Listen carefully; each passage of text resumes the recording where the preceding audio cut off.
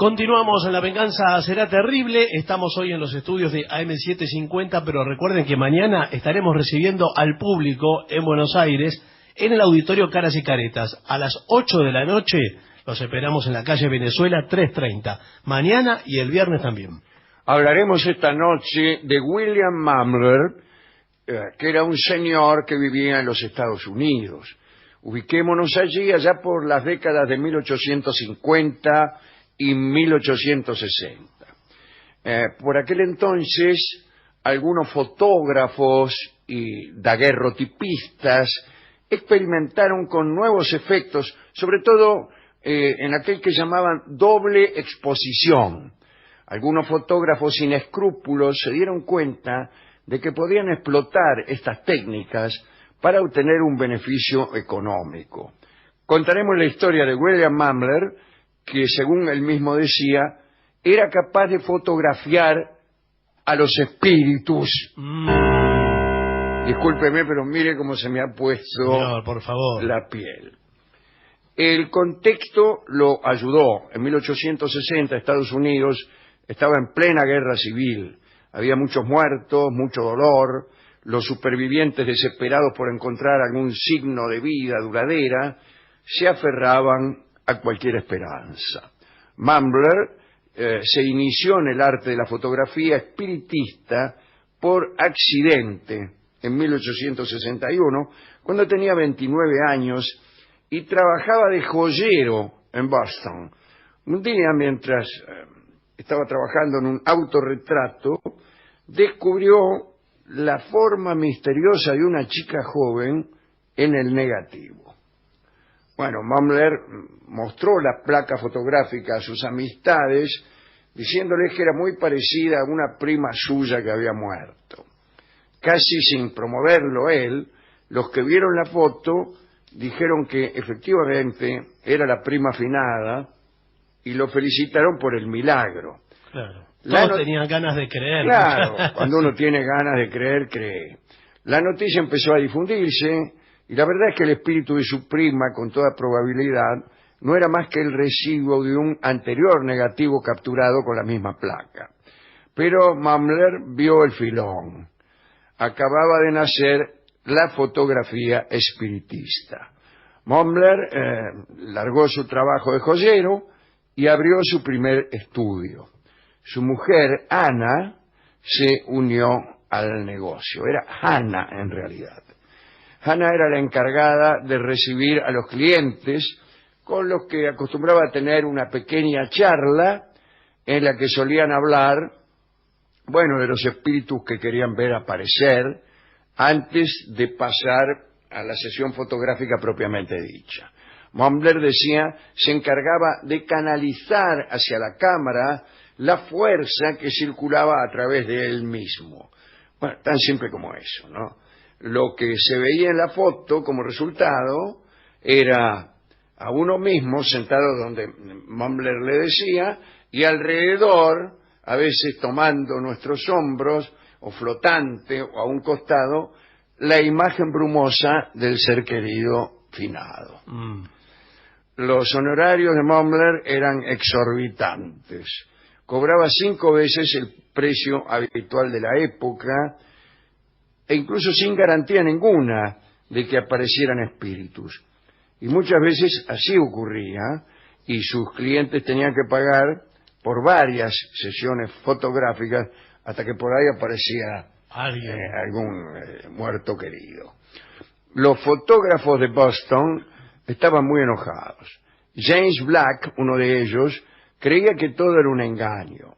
Black apostó $50 con Mambler a que sería capaz de descubrirlo. Examinó la cámara, la placa, el sistema de procesado de Mambler, incluso llegó a entrar en el cuarto oscuro con él.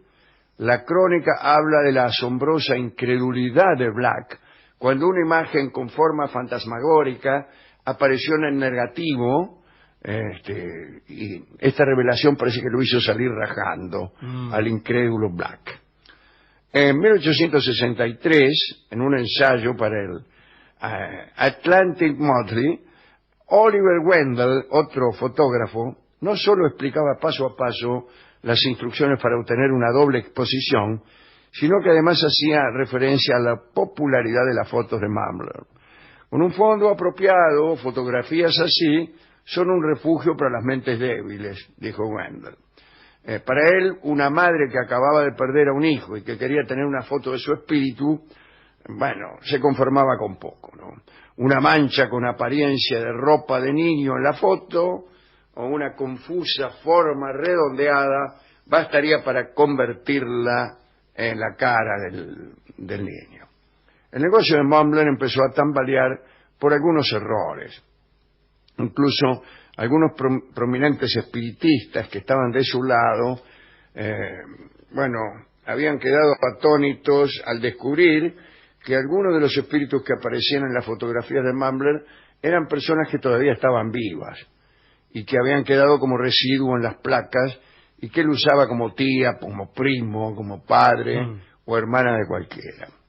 En otros casos se acusaba a este niato de haber entrado en las casas de los clientes y haber robado fotos de los familiares muertos. Cartas enviadas a los periódicos dieron a conocer estas dobles exposiciones y la reputación de Mumbler se resintió. Mumbler decidió que era mejor mudarse a otra ciudad. En 1868 llegó a Nueva York. Allí siguió con el oficio y se convirtió en el fotógrafo espiritista más conocido de la ciudad. Y otra vez el éxito lo puso en la mira de los escépticos. El 16 de marzo de 1869, un caballero visitó el estudio de Mumbler en Broadway. Se presentó como William Bowditch y solicitó a Mumbler un retrato con un familiar difunto. Después de pagar por la foto, pero no poder ver al espíritu prometido, Bowditch reveló que él también escondía un secreto. Su nombre verdadero era Joseph Tucker y en realidad era un alguacil de la policía de Nueva York, trabajando de incógnito. Era el final de una investigación policial contra Mumbler. Tucker arrestó a Mumbler, titulares de los diarios: espiritismo a los tribunales, un fraude estupendo, el presunto timo de la fotografía espiritista. Sí. Y hubo juicio. La sala se llenó de espiritistas que se habían dado cita para mostrar su apoyo a Mumbler. Gritaban que la policía no permitía la intención lícita de verse con los muertos. William Mumbler se transformó en un símbolo. El verdadero acusado era el movimiento espiritista. El juicio se abrió con la llamada al estrado del alguacil Tucker por parte del fiscal. Bueno, Tucker relató detalladamente su sesión fotográfica con Mumbler y entonces, aparentemente convencido de que el testimonio de Tucker era más que suficiente para el procesamiento, el fiscal concluyó su alegato. Mumbler había reunido un equipo de defensores un tanto pintoresco, liderado por John Townsend, un abogado muy agresivo. Los primeros testigos llamados fueron fotógrafos amigos de Mumbler y todos ellos habían comprobado el trabajo sin detectar ninguna trampa. A los fotógrafos les siguió un desfile de clientes. Uno a uno testificaron en defensa de Mumbler, aferrándose a sus fotografías que se mostraron en la sala y pasaron a convertirse en pruebas. Uno de los clientes que había visto a su esposa suplicó al juez que por favor no le dijera nunca que la foto era falsa. Con estos testigos, la defensa había puesto en serias dificultades al fiscal. ¿Cómo podía Mumbler ser acusado de engañar a gente que claramente sostenía ver a sus seres amados en la fotografía? Bueno, la acusación se dio cuenta de que había cerrado su caso demasiado pronto y de que el testimonio del alguacil sería insuficiente para probar el fraude de Mumbler. Así que reabrieron el caso. La fiscalía llamó a declarar a su propia batería de fotógrafos, cada uno de los cuales explicaba con sumo detalle como usando exposiciones dobles o cómplices disfrazados, lentes y otros trucos, Mumbler podía crear sus apariciones. Apareció hasta Phineas Taylor Barnum, que fue llamado como testigo de la acusación y ofreció una de sus más grandes actuaciones. Como rey nacional de la farsa y el espectáculo, causó sensación. Recuérdase que este Barnum es el del circo, ¿no? El del circo Barnum, que estaba lleno de seres falsos. Barnum hablaba de una compra de fotografías espiritistas falsas unos años antes para su museo.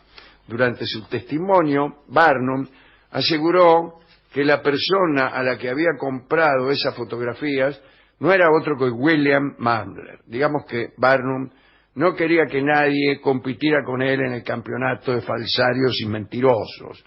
El abogado defensor aprovechó la reputación de farsante que tenía Barnum para desacreditarlo.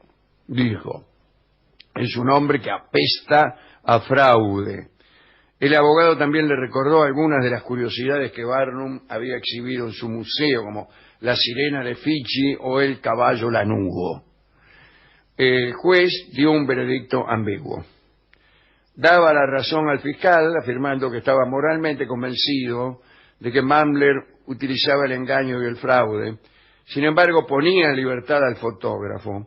El fiscal había sido incapaz de señalar qué engaños usaba Mumbler. Y entonces lo liberaron y junto con sus camaradas celebró muchísimo esta liberación.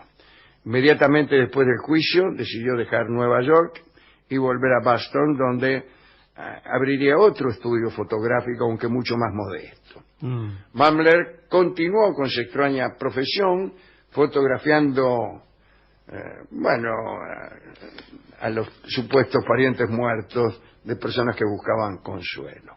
Pero su foto más famosa la realizó justamente en esta época, a final de su carrera. Se presentó una viuda de negro, tapada con velo y dando un nombre falso, es decir, no se sabía quién era. Pidió sacarse una foto. Dijo estar destrozada por el asesinato de su marido y la muerte de 3 de sus 4 hijos antes de cumplir los 18. Había recurrido hacía tiempo al espiritismo para obtener consuelo, pero no había conseguido nada. Decidida a no dejarse engañar, no reveló su rostro hasta justo el momento de la foto. Mumbler no la reconoció, o eso aseguraba, hasta el momento de revelar la fotografía, el momento en que el espíritu de su marido apareció detrás de ella, apoyando sus manos sobre sus hombros.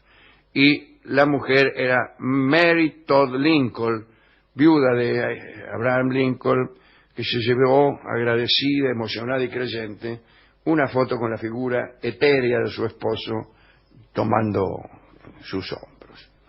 Mumbler murió a los pocos años, en 1884, en la más absoluta pobreza. Nunca consiguió recuperarse de los gastos que le costó su defensa en el juicio. Pese a todo, Mumbler mantuvo hasta el final que él era únicamente un mero instrumento para la revelación de la hermosa verdad. Para que nadie pudiera probar lo contrario, Mumbler destruyó todos sus negativos poco antes de su muerte. Esta es la historia de William Mumbler, el fotógrafo espiritista. Además me gusta porque son más fuertes, resultaron más fuertes las evidencias de los espíritus que del fraude. Sí. De modo que siempre así quedó. Así, ¿no? Un párrafo también para Mary Todd Lincoln, que según parece fue una persona que arruinó la vida de Abraham Lincoln. ¿Ah, sí? Sí, parece que era una cosa seria, ¿no? Bien, algún día quiero decir, hablaremos de ella y del matrimonio desgraciado que tuvo Abraham Lincoln. Por eso lo extrañaría. Sí. Por eso lo extrañaría. Sí, realmente. Bueno, ¿con qué canción podemos ilustrar esta extraña historia? Vamos a escuchar el tango Nubes de Humo, que evidentemente fue compuesto en atención a estos sucesos. Bueno, no está confirmado eso, ¿no? Porque... Yo diría que es evidente que es un tango que se refiere a las apariciones en las fotos que tomaba este hombre, William Mambler. Nubes de humo, obviamente. Bueno, no, obviamente no sé. Creo que el tango habla del cigarrillo también. No, ¿qué y cigarrillo, de señor? confesiones. Son espectros. Vamos a escuchar a Hugo del Carril en este hermoso tango.